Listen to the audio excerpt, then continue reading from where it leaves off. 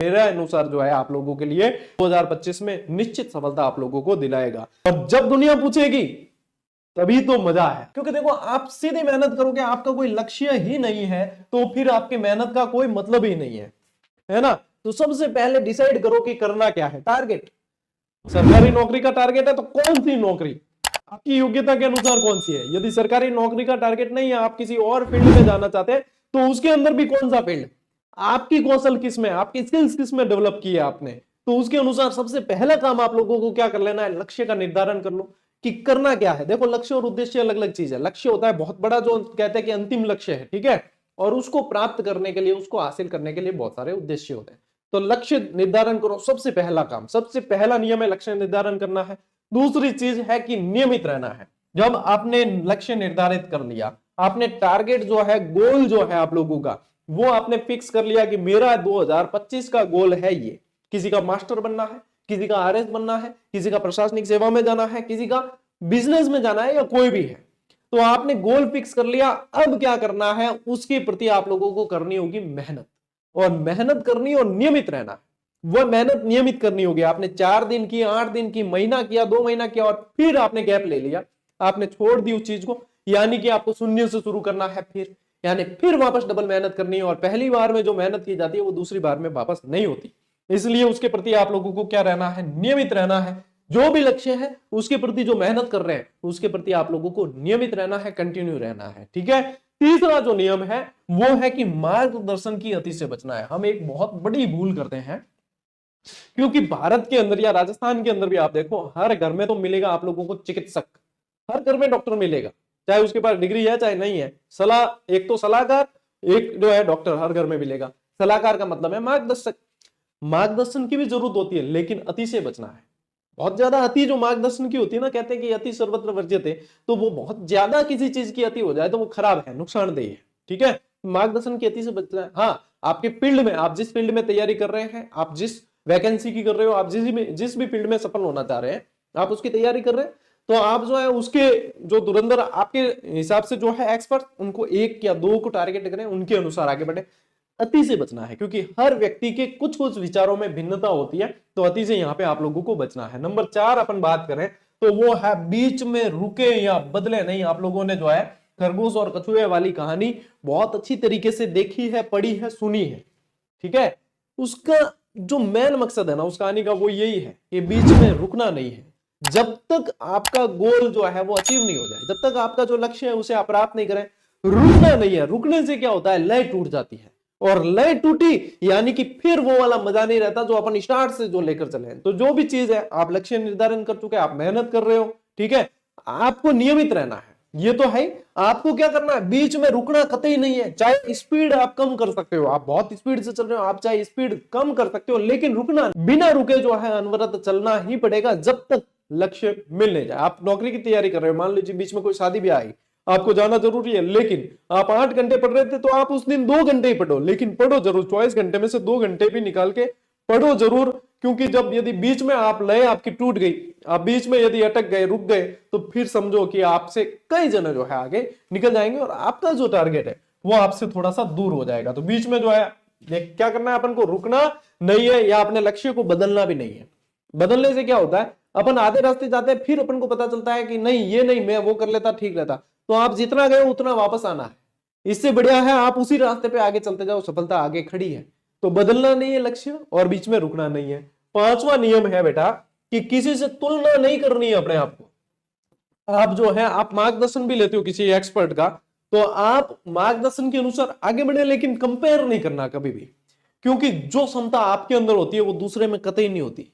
दूसरा उस अनुसार कार्य नहीं कर सकता, तो आप भी उसके अनुसार कार्य नहीं कर पाओगे। अपने अनुसार कार्य करना, और यदि किसी के अंदर तुलना करनी तो अपने आप से करनी है, यदि किसी से कंपटीशन करना है तो अपने आप से करना है कि मेरे अंदर और मैं कैसे सुधार लाऊं। बस इसके लिए आप मेहनत करते जाओ, सफलता जक मार के आप लोगों के पास आएगी। दूसरे से तुलना करने से हीन भावना आती है, या तो हीन भावना आती है यदि वो अपने से आगे है या वो अपने से बेटर कर रहा है, तो आती है हीन भावना। यदि वो अपने से कम कर रहा है या अपने से बेटर नहीं है, तो आता है ओवर कॉन्फिडेंस। इसलिए कभी भी दूसरे से तुलना नहीं करनी है, कंपेयर नहीं करना है एक दूसरे को, और अपने अनुसार जो है मेहनत करते रहो। ये मेरे अनुसार जो है आप लोगों के लिए पांचवा नियम है जो 2025 में निश्चित सफलता आप लोगों को दिलाएगा। छठा नियम है मेरे अनुसार छोटे छोटे टारगेट बनाओ। क्या करना है? एक बड़ा गोल है आपका, ठीक है, कि बड़ा गोल है, मान लीजिए किसी का गोल है फर्स्ट ग्रेड लेक्चरर बनना, तो आपने एक गोल डिसाइड किया है, आपने एक लक्ष्य निर्धारण किया है, निर्धारित कर लिया, उसके बाद में आप क्या करें, छोटे छोटे उद्देश्य यानी छोटे छोटे टारगेट बनाए कि हाँ एक फर्स्ट ग्रेड तो बनना ही है, लेकिन इसके लिए छोटे छोटे टारगेट कैसे, कल उठ के मैं क्या पढ़ूंगा, मुझे जो है हिस्ट्री वाला सब्जेक्ट कैसे कवर करना है, भूगोल वाला कैसे कवर करना है, इसके लिए आप लोगों को छोटे छोटे टारगेट बनाने पड़ेंगे कि हाँ वो टारगेट जैसे जैसे अचीव होते जाएंगे आप लोगों का कॉन्फिडेंस लेवल बढ़ेगा और आप लोगों की स्ट्रेटेजी उसके अनुसार आगे बढ़ेगी। तो छोटे छोटे टारगेट बनाओ, तब जाके जो है बड़ा आपका टारगेट जो है बहुत जल्दी अचीव हो जाएगा, निश्चित अचीव होगा। और अंतिम जो मेरा नियम है इसके अनुसार वो है कि आत्मविश्वास और संयम बनाए रखना। संयम यानी कि धैर्य। बहुत कम विद्यार्थी ऐसे होते हैं जिनके अंदर धैर्य होता है। क्यों? धैर्य आपका यहां तैयारी से लेकर परीक्षा कक्ष यानी कि का जो एग्जाम हॉल है वहां तक आपका साथ देगा। कैसे? जिनके अंदर धैर्य नहीं होता वो जो है प्रश्न आधा पढ़ा नहीं पढ़ा कर देते, बाद में पता चलता है कि ये गलत हुआ। तो एग्जाम हॉल के अंदर भी धैर्य चाहिए, तैयारी के अंदर भी आप लोगों को धैर्य चाहिए। कई चीजें याद नहीं होती तो क्या होते हैं अपन जो है बिल्कुल एकदम से बौखला जाते हैं, हड़बड़ाहट करने लगते हैं। ऐसा नहीं करना है, धैर्य के साथ में संयमित होकर पढ़ना है, क्योंकि जितना धीरज रखोगे ना, जितना पानी शांत होगा उसमें जो है प्रतिबिंब क्लियर देखने को मिलेगा। जितना जो है उसके अंदर उथल पुथल मचेगी तो प्रतिबिंब बिल्कुल क्लियर देखने को नहीं मिलेगा। इसी के अनुसार आपको काम करना है। जितना आप आत्मविश्वास रखोगे, सेल्फ कॉन्फिडेंस बहुत जरूरी है। आत्मविश्वास आप लोगों को जो है गिरने नहीं देता, आप लोगों को रुकने नहीं देता, आप लोगों के ऊपर नकारात्मकता का असर नहीं होता। सबसे बड़ी समस्या आती है नेगेटिविटी जो आती है। वो नेगेटिविटी कहां से आती है? लोगों से आती है, कई तरह की थॉट्स आती है। तो नेगेटिविटी आप पर तब असर नहीं करेगी जब आपका आत्मविश्वास जो है वो हाई होगा। तो इसको बना के रखना है, इसको किसी कंडीशन में टूटने नहीं देना। मनोबल अपना बहुत अच्छा होना चाहिए और उसके बाद में अपने को संयमित और धैर्यवान होकर नियमित मेहनत करनी है। ये जो है ना कीवर्ड नियमित, ये आप लोगों को निश्चित सफलता की ओर लेके जाएगा। और जब आप एक ही टारगेट को लेके काम करेंगे, आपको जीवन में कोई भी सफलता देखनी है तो आप एक चीज के लिए काम करो। आप देखना, आपने कोई भी, आप लोगों के भी दिमाग में कई सारे ऐसे टारगेट होंगे। कोई समाज सेवा के लिए काम करता है, ठीक है, तो आप लोगों की छवि जो उसके प्रति समाज सेवा, वो पहचान कब प्राप्त होती है उस व्यक्ति को? जब वो लगातार काम करता है उसके प्रति।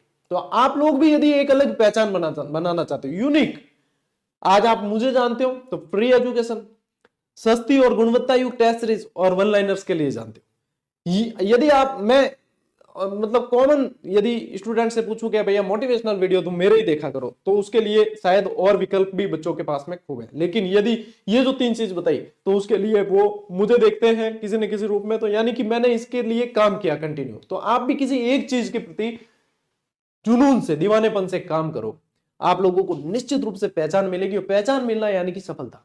तो ये 7 नियम जो मैंने बताए आप लोग, ये आप लोगों को निश्चित सफलता की ओर लेके जाएंगे। इनको अपनी स्ट्रेटेजी, चाहे कोई भी फील्ड है आपका, चाहे कोई भी टारगेट है, उसमें शामिल करें, इसके अनुरूप आगे बढ़े और इनके अनुसार नियमित काम करते रहें। जख मार के जो है वो सफलता आपके जो कदम चूमेगी और ये दुनिया आप लोगों को पूछेगी।